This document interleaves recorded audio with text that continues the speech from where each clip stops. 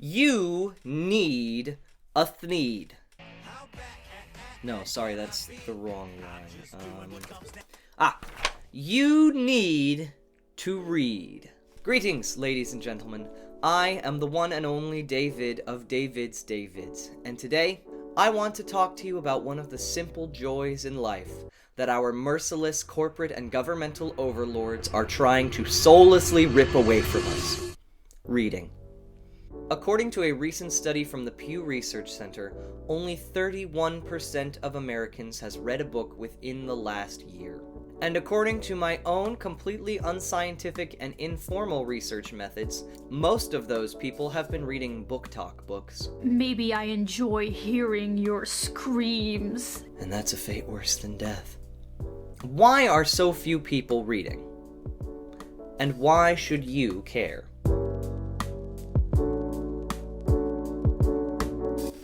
People, I am devastated and saddened to report that the boomers were right about something. Oh, no. After thorough research and study, I have discovered that even though they made this point in the most cringe way possible at every turn, book is in fact good. A 2013 study out of Emory University took MRI scans of readers and followed them as they read through a book. What they found was that the more a reader got into a book, the more areas of their brain began to light up. You know the monkey sees action image? That's us when we read a book. Reading can light up centers of the brain that you wouldn't even expect, because when we read, we put ourselves in the position of the protagonist of the book and vicariously live through them, causing centers of the brain to light up that would usually only light up when we are taking part in the action that we're reading about. Additional studies have found that reading can improve your memory, concentration skills, attention span, imagination and creativity, communication skills, and even significantly reduce stress. I really tried to find a way around this one, but sometimes you gotta admit defeat. Book good. So why aren't we reading them? You know what I'm gonna say. I know you know what I'm gonna say. I know you don't want to hear it. I don't want to say it, but I have no choice. Phone bad! Okay. Maybe phones are not the only reason that people's attention span is declining. But they sure aren't helping. There's a reason that Twitter has a character limit. There's a reason that Vines had to be 6 seconds or shorter. There's a reason that most of my YouTube shorts lose half of their viewers within the first 30 seconds. It's because our attention spans are shot. Or maybe it's because my YouTube shorts aren't very good.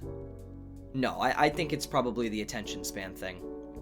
Research into the amount of time people spend on various applications while working at a computer has discovered that the average attention span has lowered from around 2.5 minutes in 2004 to just 47 seconds today. And is anyone surprised? People attach clips of Subway Surfers, or kinetic sand, or a glowing 1,000-degree knife to their video in order to try and hook people long enough to get them to watch 45 seconds of content. Books don't even have Subway Surfers, and if you try to put kinetic sand on them, you can't read the words anymore. And I want to be very clear. This shortening of our attention span has been done intentionally. Netflix recently instructed their production studios to focus on creating content that could be consumed while a person was simultaneously on another screen, such as a phone or laptop. Tech companies know that our attention spans are their currency, because we get a small hit of dopamine whenever we scroll to the next meme or watch the next video. Every social media has tried to become TikTok. Instagram has Reels. YouTube has Shorts. Facebook probably has something, but I don't know because I haven't been on Facebook since Trump was president the first time.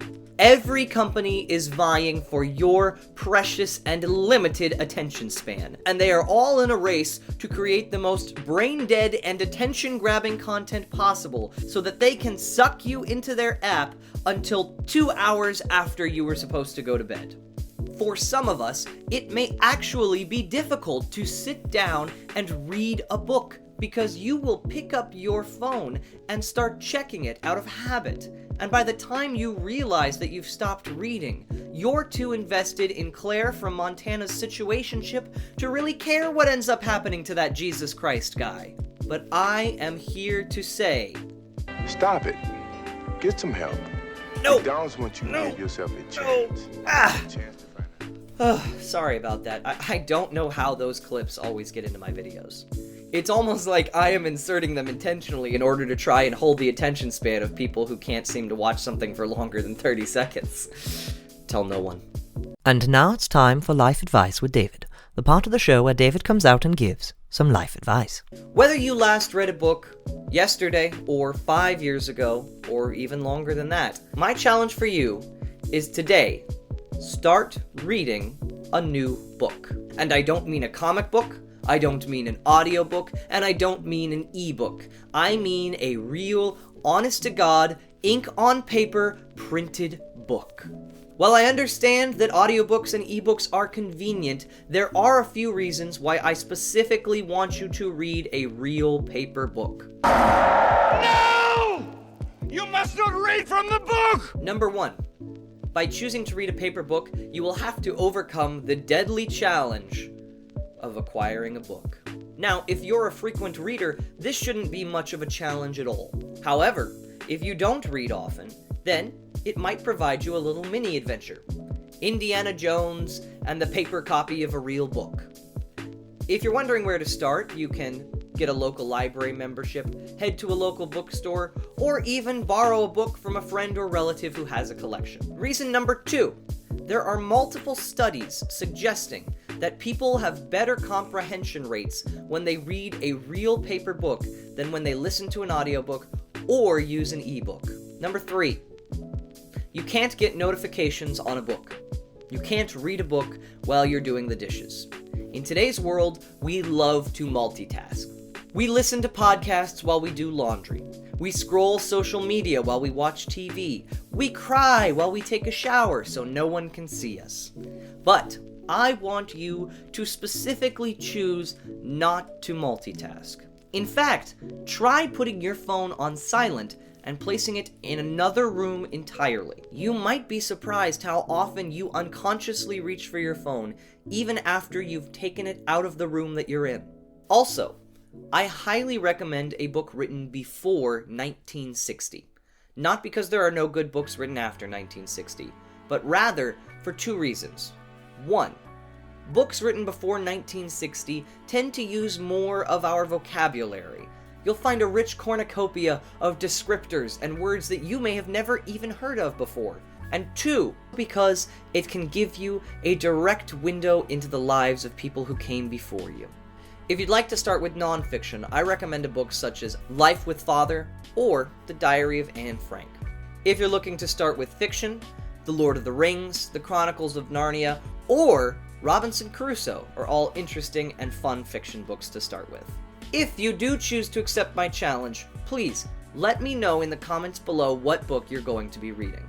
Once you have acquired your book, I want you to sit down in the most distraction-free room in your house with no phones around you and read at least 1 chapter of the book every day until you have finished the book. Afterwards, come back and let me know how it went. I'll make readers out of some of you yet. I would be pretty hypocritical if I sent this challenge out but didn't partake in it, so I'm going to be reading Fahrenheit 451 by Ray Bradbury. So I'll make an update video after I finish the book. Until next time, I am the one and only David of David's Davids, signing off.